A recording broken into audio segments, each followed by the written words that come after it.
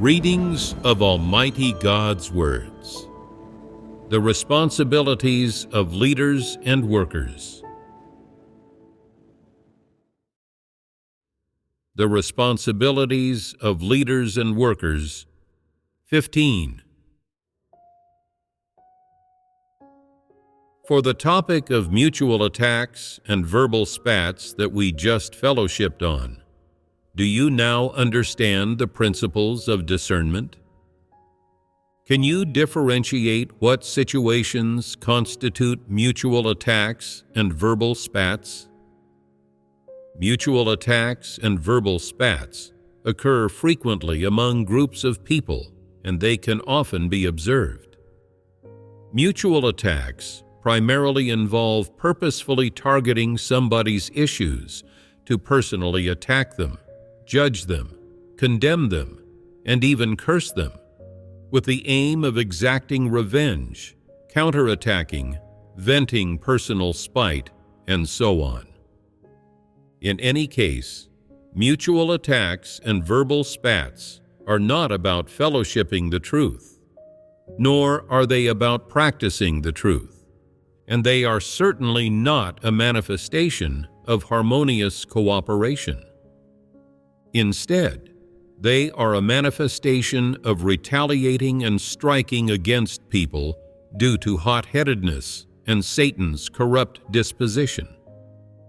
The purpose of mutual attacks and verbal spats is absolutely not to fellowship the truth clearly. Much less is it to argue in order to understand the truth. Rather, the purpose is to satisfy one's own corrupt dispositions, ambitions, selfish desires, and fleshly preferences. Obviously, mutual attacks are not about fellowshipping the truth, and they certainly are not about helping and treating people with love. Instead, they are one of Satan's strategies and methods for tormenting, toying with, and fooling people. People live within corrupt dispositions and do not understand the truth.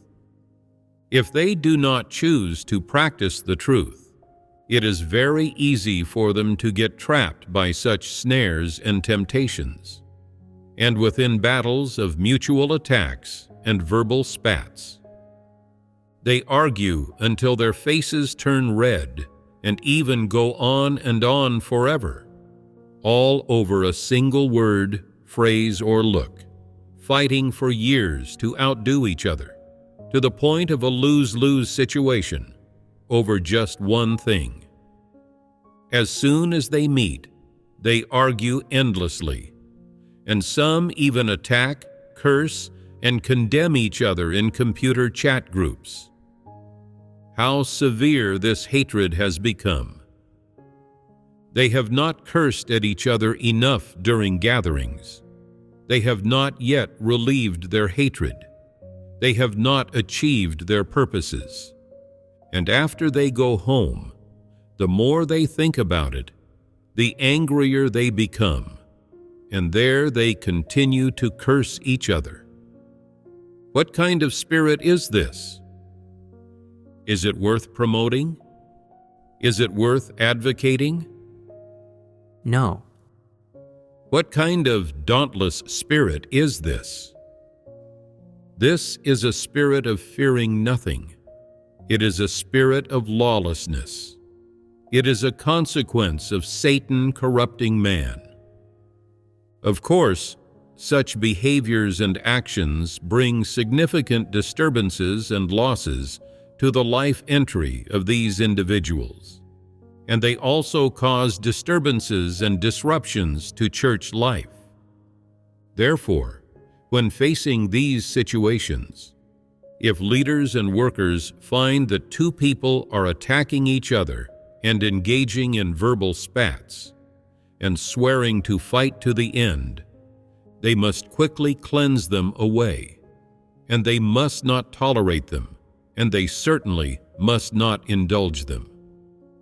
They must protect the other brothers and sisters and maintain normal church life, ensuring that each gathering achieves results, and not allow such individuals to occupy the time of the brothers and sisters for reading God's words and fellowshipping the truth, disturbing normal church life.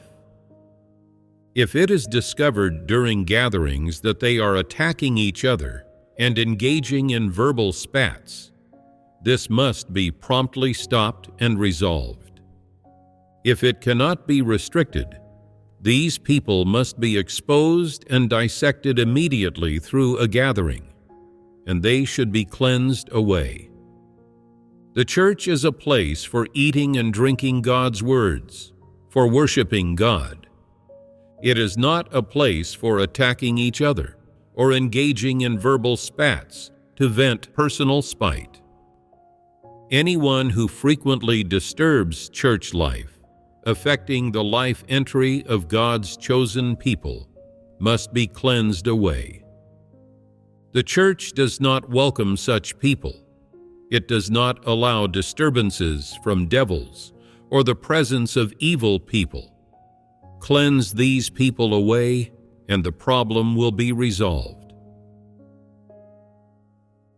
In the church, if it is discovered that some people are engaging in mutual attacks and verbal spats, then regardless of what their excuses and reasons are, and regardless of what the focus of their discussion is, whether it's something that everyone cares about or not, so long as disruptions and disturbances are being caused to the church life, this issue must be resolved promptly and without holding back. If it is not possible to stop or restrict those involved, they should be cleansed away. This is the work that leaders and workers should do when faced with such situations.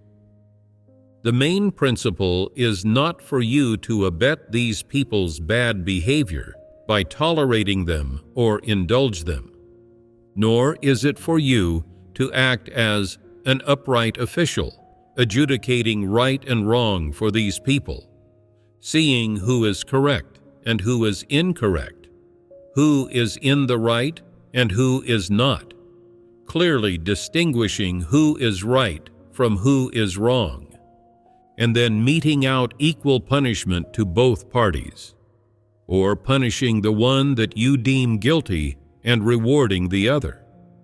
This is not the way to solve the problem. In handling this matter, you are not supposed to measure it against the law. Much less are you supposed to measure and judge it against moral standards. But rather, you are supposed to measure and handle it according to the principles of the church's work. With regard to both parties involved in mutual attacks, as long as they cause disruptions and disturbances to the church life, the church's leaders and workers should take it as their bounden duty to stop and restrict them, or to isolate them or clear them out, rather than listening attentively to both sides recount what happened and talk about each of their reasons and excuses and the intent, purpose, and root cause behind them attacking the other person and getting into the verbal spat. They're not supposed to understand the whole story.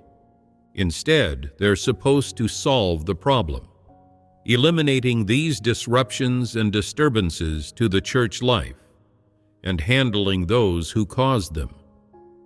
Suppose that leaders and workers smooth things over and take a middle-of-the-road approach, adopting a conciliatory policy toward both of the people who engaged in the mutual attacks, allowing them to wantonly cause disruptions and disturbances to the church life without intervening or handling it.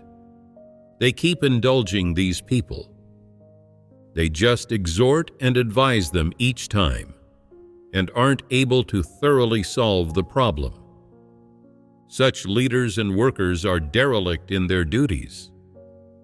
If the problem of people engaging in mutual attacks and verbal spats arises in the church, causing serious disturbances and damage to the church life, thereby giving rise to resentment and repulsion in the majority of people.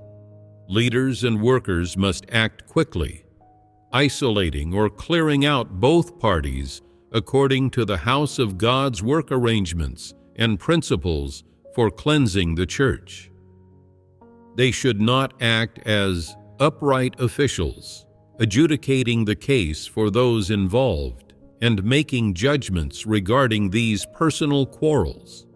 They should not listen attentively to these people spouting putrid, long-winded nonsense to see who is right and who is wrong, who is correct and who is incorrect, and after judging these things, get more people to carry out discussions and fellowship on these things, leading more people to harbor repulsion and loathing in their hearts. This will waste time that people should be using to eat, drink, and fellowship God's words. This is even more so a dereliction of duty by leaders and workers, and this principle of practice is incorrect. If the parties who have been restricted repent at some point and no longer take up gathering time with their mutual attacks and verbal spats, then the isolation imposed on them can be lifted. If they have been cleared out as evil people, and someone claims that they have changed for the better, it's necessary to see if they show actual manifestations of repentance, and to also seek the majority's opinion on the matter. Even if they are accepted back, they must be closely monitored, and their speaking time must be strictly restricted, and later on they should be handled accordingly based on their manifestations. These are principles that church leaders and workers should understand and pay attention to. Of course, handling this matter cannot be based on subjective assumptions. There must be a nature of causing disruptions and disturbances to the mutual attacks of both parties. People should not be prohibited from speaking and isolated just because one of them momentarily said something that hurt the other, and that person then retaliated with their own comment. Handling people in that way is really not in line with the principles. Leaders and workers must grasp the principles properly, ensuring that the majority agree that their actions are in line with the principles, instead of running amok doing bad things or exaggerating the severity of the issue to the greatest extent possible. When it comes to this aspect of work, in one respect, the majority must learn to discern what constitutes an attack, and in another, church leaders and workers also need to know the principles that should be grasped and the responsibilities that should be fulfilled in performing this work. 4. Arbitrary condemnations of people. There is another manifestation of mutual attacks. Some people know some spiritual terms, and they always use some in their speech, such as devil, Satan, not practicing the truth, not loving the truth, Pharisee, and so on. They use these terms to arbitrarily judge certain people. Doesn't this have a bit of a nature of an attack to it? Previously, there was a person who wanted to curse at anyone who did not act according to his wishes when he interacted with the brothers and sisters. But he thought to himself, "Now that I believe in God, cursing at people seems indecent. It makes me seem out of keeping with saintly decorum. I can't curse or use foul language, but if I don't curse, I will feel unsettled. I'll be unable to relieve my hatred. I'll always want to curse at people. How should I curse at them then? So he invented a new term.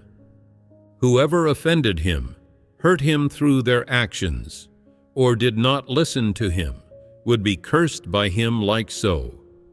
Evil devil. You are an evil devil. So-and-so is an evil devil. He added evil in front of the word devil. I had really never heard anyone use this phrase before. Isn't it quite novel? The brothers and sisters were casually cursed by him as evil devils. Who would feel comfortable hearing that? For example, if he asked a brother or a sister to pour him a cup of water, and that person was too busy and told him to do it himself, he would curse at them, "You evil devil." If he returned from a gathering and saw that his meal was not yet prepared, he would become angry. "You evil devils, all of you are so lazy. I go out to do my duty, and I don't even have a meal ready-made for me when I return." Anyone who interacted with him could potentially be cursed as an evil devil. What kind of person is this? An evil person. How is he evil? In his eyes, anyone who offends him or does not conform to his wishes is an evil devil. He himself is not, but everyone else is. Does he have any basis for saying this? None at all. He just arbitrarily selected a word to curse people with that would allow him to relieve his hatred and vent his emotions. He believes that if he truly curses at someone, others will say he doesn't seem like a believer in God. But he thinks that if he calls someone a devil, that's not cursing, and it should seem reasonable to others, satisfying his own desires while leaving no room for others to find fault with him. This guy is pretty cunning and quite evil. He uses the most malicious language, a kind of language that leaves people no means of resistance, in order to take revenge on them and condemn them. And yet, people cannot accuse him of cursing or speaking unreasonably. When faced with such a person, would most people avoid him or draw near to him? They would avoid him. Why? They can't afford to provoke him, so they can only steer clear of him. This is what smart people would do. The phenomenon of someone being arbitrarily condemned, labeled, and tormented often occurs in every church. For example, some people harbor a prejudice against a certain leader or worker, and in order to get revenge, make comments about them behind their back, exposing and dissecting them under the guise of fellowshipping about the truth. The intent and purposes behind such actions are wrong. If one is really fellowshipping on the truth to give testimony for God and to benefit others, they should fellowship on their own true experiences and bring benefit to others by dissecting and knowing themselves. Such practice yields better results, and God's chosen people will approve of it. If one's fellowship exposes, attacks, and belittles another person in an attempt to strike at or get revenge on them, then the intent of the fellowship is wrong. It is unjustified, loathed by God, and not edifying to the brothers and sisters. If someone's intent is to condemn others or to torment them, then they are an evil person, and they are doing evil. All God's chosen people should have discernment when it comes to evil people. If someone willfully strikes at, exposes, or belittles people, then they should be helped lovingly, fellowshipped with, and dissected, or pruned. If they are unable to accept the truth and stubbornly refuse to mend their ways, then this is a different matter entirely. When it comes to evil people who often arbitrarily condemn, label, and torment others, they should be thoroughly exposed, so that everyone may learn to discern them, and then they should be restricted or expelled from the church. This is essential, as such people disturb the church life and the church work, and they are likely to mislead people and bring chaos upon the church. In particular, some evil people often attack and condemn others, solely to achieve their purpose of showing themselves off and making others look up to them.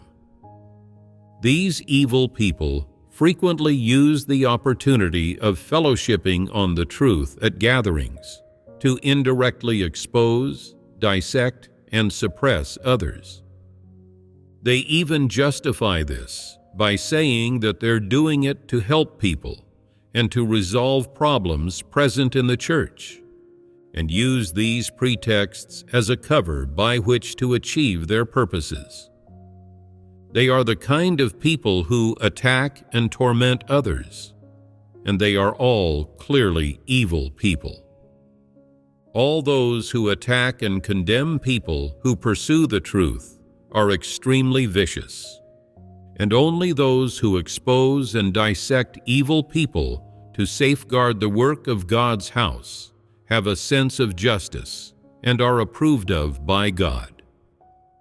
Evil people are often very cunning in their evil doing. They are all skilled at using doctrine to come up with justifications for themselves and achieve their purpose of misleading others.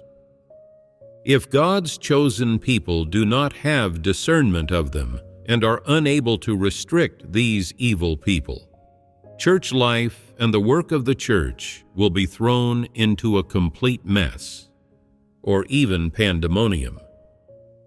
When evil people fellowship about problems and dissect them, they always have an intent and a purpose, and it's always aimed at somebody. They are not dissecting or knowing themselves, nor opening up and laying themselves bare to resolve their own problems. Rather, they are seizing the opportunity to expose, dissect, and attack others. They often take advantage of fellowshipping their self-knowledge to dissect and condemn others, and by means of fellowshipping God's words and the truth, they expose, belittle, and vilify people.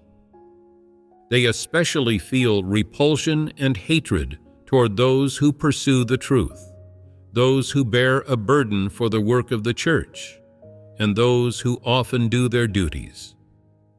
Evil people will use all sorts of justifications and excuses to strike at these people's motivation and prevent them from carrying out church work. Part of what they feel toward them is jealousy and hatred. Another part is fear that these people, by rising up to do work, pose a threat to their fame and gain and status. So, they are anxious to try every possible way to warn, suppress, and restrict them, even going so far as to gather ammunition with which to frame them and distort the facts in order to condemn them. This reveals completely that the disposition of these evil people is one that hates the truth and positive things. They have special hatred for those who pursue the truth and love positive things, and for those who are rather guileless, decent, and upstanding. They may not say so, But this is the sort of mindset they have. So why do they specifically target pursuers of the truth and decent and upstanding people to expose, belittle, suppress, and exclude? This is clearly an attempt on their part to overthrow and strike down good people and those who pursue the truth, to trample them underfoot so that they can control the church. Some people do not believe that this is so. To them, I ask one question: why, when fellowshipping on the truth, do these evil people not expose or dissect themselves, and always target and expose others instead? Could it really be that they do not reveal corruption, or that they do not have corrupt dispositions? Certainly not. Why then do they insist on targeting others for exposure and dissection? What are they trying to achieve exactly? This question calls for deep thought. One is doing as they should if they expose the evil deeds of evil people that disturb the church. But instead, these people are exposing and tormenting good people under the pretext of fellowshipping about the truth. What is their intent and purpose? Are they furious because they see that God saves good people? That is what it really is. God does not save evil people, so evil people hate God and good people. This is all quite natural. Evil people do not accept or pursue the truth. They cannot be saved themselves, yet they torment those good people who pursue the truth and can be saved. What is the problem here? If these people had knowledge of themselves and the truth, they could open up and fellowship. Yet they are always targeting and provoking others. They always have a tendency to attack others. And they are always setting up those who pursue the truth as their imagined enemies. These are the hallmarks of evil people. Those capable of such evil are the authentic devils and Satans, quintessential antichrists, who should be restricted. And if they do a great deal of evil, they must be handled promptly. Expel them from the church. All those who strike at and exclude good people are rotten apples. Why do I call them rotten apples? Because they are likely to provoke unnecessary disputes and conflict in the church, causing the state of affairs there to grow graver and graver. They target one person one day and another the next, and they are always taking aim at others, at those who love and pursue the truth. This is liable to disturb church life and have repercussions on the normal eating and drinking of God's words by God's chosen people, as well as on their normal fellowshipping on the truth. These evil people often take advantage of living the church life to attack others in the name of fellowshipping about the truth. There is hostility in everything they say. They make provocative remarks to attack and condemn those who pursue the truth and those who expend themselves for God. What will be the consequences of this? It will disrupt and disturb the life of the church and cause people to be uneasy in their hearts and unable to be quiet before God. In particular, the unscrupulous things these evil people say to condemn, strike at, and wound others can provoke resistance. This is not conducive to resolving problems. On the contrary, it foments fear and anxiety in the church and strains relationships between people, leading to tension developing between them and causing them to fall into strife. The behavior of these people not only impacts church life, but also gives rise to conflict in the church. It can even impact the work of the church as a whole and the spreading of the gospel. Therefore, leaders and workers need to warn this sort of person, and they also need to restrict and handle them. In one respect, brothers and sisters must put severe restrictions on these evil people that frequently attack and condemn others. In another respect, church leaders should promptly expose and stop those who arbitrarily strike at and condemn others. And if they remain incorrigible, clear them out of the church. Evil people must be prevented from disturbing the life of the church in gatherings, and at the same time, muddled people should be restricted from speaking in a way that impacts the church life. If an evil person doing evil is found, they must be exposed. They absolutely must not be allowed to act willfully, doing evil as they wish.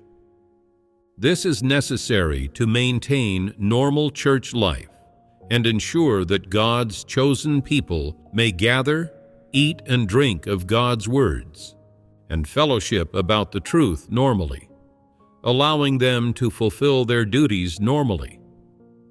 Only then can God's will be carried out in the church, and only in this way can His chosen people understand the truth, enter reality, and gain God's blessings. Have you discovered these kinds of evil people in the church? They always harbor an envious hatred toward good people, and they always target them. Today they dislike one good person, tomorrow another. They are capable of critiquing anyone and picking out a multitude of faults in them. And moreover, what they say sounds very well-founded and reasonable, and eventually they spark widespread outrage, becoming a scourge to the group. They disturb the church to the extent that people's hearts are thrown into disarray. Many people become negative and weak. No benefit or edification is gained from gatherings, and some even lose the desire to attend gatherings. Aren't such evil people rotten apples?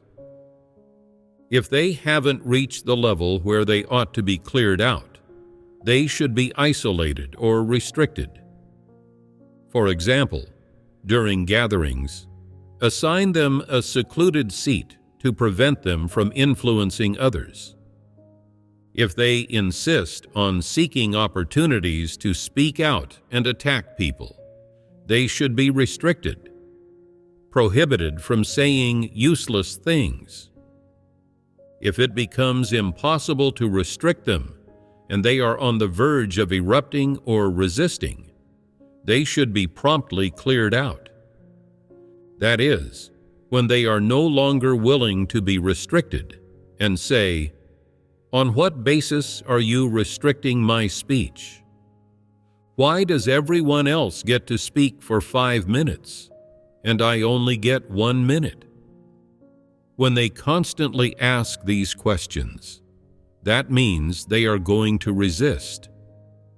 When they are about to resist, aren't they being defiant? Aren't they trying to cause trouble, to stir up unrest? Are they not about to disturb the church life? They're about to reveal who they really are. The time to handle them has arrived. They must be quickly cleansed away. Is this reasonable? Yes, it is. Ensuring that the majority can live a normal church life is truly not easy. With all sorts of evil people, evil spirits, filthy demons, and special talents looking to spoil things. Can we afford to not restrict them? Some special talents start belittling and attacking others as soon as they open their mouths. If you wear glasses, or if you do not have much hair, they attack you. If you share your experiential testimony during gatherings, or if you are proactive and responsible in doing your duties, they attack you and judge you. If you have faith in God during trials, if you are weak, or if you overcome family difficulties using your faith without complaining about God, they attack you. What does attack mean here? It means that no matter what others do, it never pleases these people. They always dislike it. They always look for faults that don't exist. They always seek to accuse other people of things, and nothing other people do is ever right in their eyes. Even if you fellowship the truth and address issues according to the work arrangements of God's house, they will nitpick and criticize, finding fault in everything you do. They deliberately cause trouble, and everyone is subject to their attacks. Every time a person like this appears in the church, you must handle them. If two of them appear, then you should handle them both. This is because the harm they cause to the church life is significant. They cause disruptions and disturbances to the work of the church, and the consequences of this are dire.